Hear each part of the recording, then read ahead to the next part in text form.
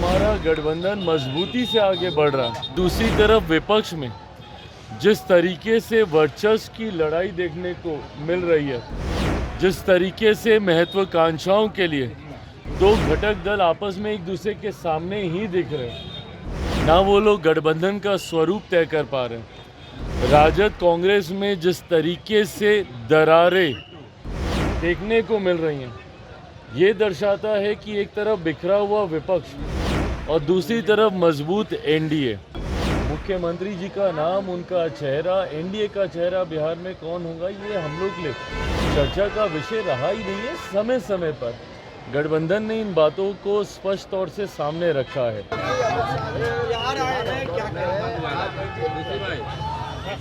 देखिए, चुनाव का वर्ष है और जिस तरीके से एनडीए गठबंधन एकजुटता के साथ अलग अलग समय पर गठबंधन के तमाम साथी एक साथ बैठकर चुनावी रणनीति चर्चाएं कर एक दूसरे के विषयों को समझकर जिस मजबूती के साथ ये गठबंधन आगे बढ़ रहा है, ये अपने में दर्शाता है कि ना सिर्फ हैंड एंड ग्लव्स की तरह हम लोग काम कर रहे हैं, बल्कि अपने में ये एक विनिंग कॉम्बिनेशन है जो इस बार बिहार में एक ऐतिहासिक जीत दर्ज करेगा।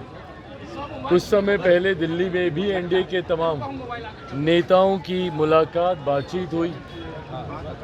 आज स्वयं गृह मंत्री बिहार में मौजूद हैं। जनसंपर्क कर जनता के माध्यम से तो वो इस बात को समझेंगे ही कि जनता की इस गठबंधन से क्या आशाएं हैं, पर साथ ही में गठबंधन के साथियों के साथ बातचीत से भी कैसे हम लोग चुनाव में अपने प्रदर्शन को और मजबूत और बेहतर कर सकें, इस दिशा में भी आज चर्चा होगी। हकीकत है कि जहां एक तरफ हमारा गठबंधन मजबूती से आगे बढ़ रहा है, सबका साथ के साथ हम लोग आगे बढ़ रहे हैं, तो वहीं दूसरी तरफ विपक्ष में जिस तरीके से वर्चस्व की लड़ाई देखने को मिल रही है, जिस तरीके से महत्वाकांक्षाओं के लिए दो घटक दल आपस में एक दूसरे के सामने ही दिख रहे हैं, ना वो लोग चेहरा तय कर पा रहे हैं, ना वो लोग गठबंधन का स्वरूप तय कर पा रहे हैं। राजद कांग्रेस में जिस तरीके से दरारें देखने को मिल रही हैं, ये दर्शाता है कि एक तरफ बिखरा हुआ विपक्ष और दूसरी तरफ मजबूत एनडीए। एक ऐतिहासिक जीत की ओर हम लोग अग्रसर हो रहे हैं, इसमें कहीं कोई संदेह नहीं। दलितों को लुभाने के लिए 14 अप्रैल से जो आपके चाचा है पशुपति कुमार पारस, वो दलित सेना का रैली का आयोजन कर रहे हैं, कैसे देख रहे हैं? करें भैया, समय समय पे होना चाहिए। बिहार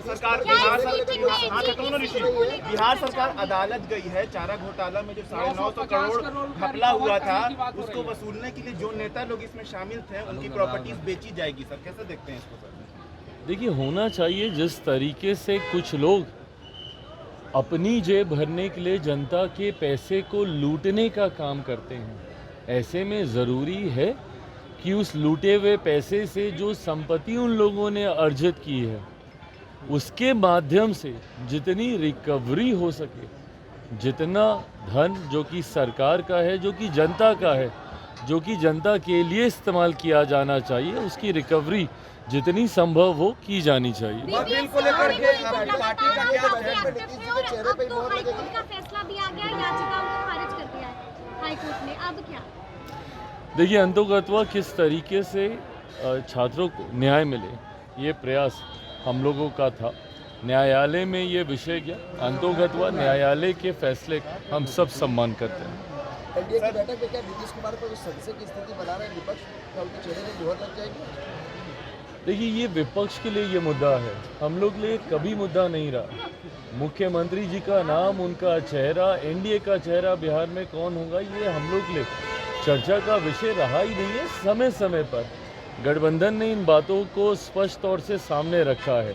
जैसा मैंने कहा कि आज संभवतः मुलाकात में चर्चाएं और विषयों पर होगी, इससे पहले जब चर्चा हुई थी तो इस रणनीति को तैयार किया गया था कि कैसे तमाम प्रदेश अध्यक्ष हमारे, हर घटक दल के प्रदेश अध्यक्ष एक साथ जनता के बीच जाएं, अलग अलग जिलों में कार्यक्रम करें, ताकि ये गठबंधन सिर्फ ऊपर के स्तर पे ना रहे, ये पेनिट्रेट हो, नीचे जिले तक, बूथ तक ये पहुँचे।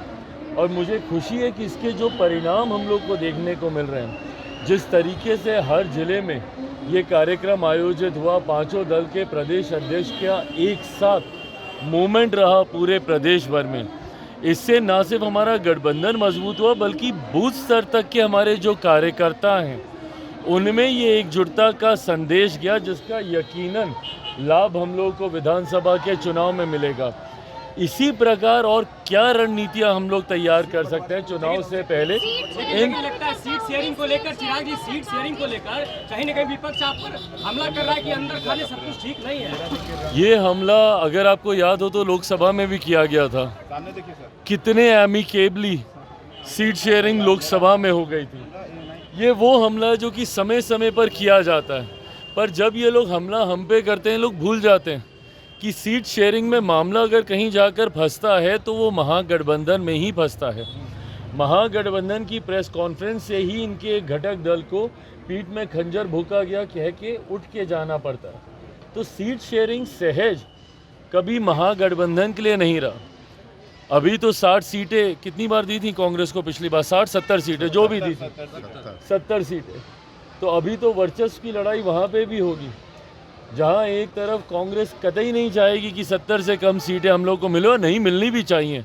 भाई राष्ट्रीय पार्टी है, ज़रूर उनका हक बनता है ज़्यादा सीटों पर हाँ, इस बात की तीस तो है राजद को कि क्या वो वीक लिंक थे जिनकी वजह से, क्या कांग्रेस वीक लिंक बन के रहेगी जिसकी वजह से सत्ता के करीब पहुँचते पहुँचते राजद रह गई।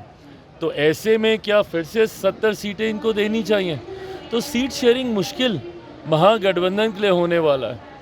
एनडीए के लिए बहुत सहजता से, जैसे लोकसभा में हम लोगों ने सीटों का बंटवारा कर लिया, विधानसभा में भी।